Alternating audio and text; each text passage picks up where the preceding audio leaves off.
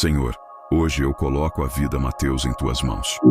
Que o Senhor fortaleça o coração dele, ilumine os caminhos e o guie em cada decisão. Quando faltar forças, que o Senhor seja sustento. Quando o medo falar alto, que ele ouça a tua voz dizendo: eu estou contigo. Que a paz que vem de ti envolva a mente, a casa e os sonhos do Mateus. Cuida do futuro dele, protege sua jornada.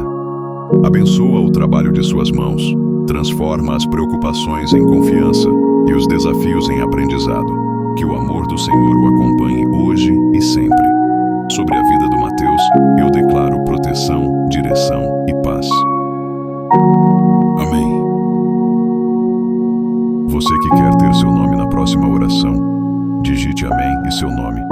E não se esqueça de curtir, seguir e compartilhar com seus amigos e familiares.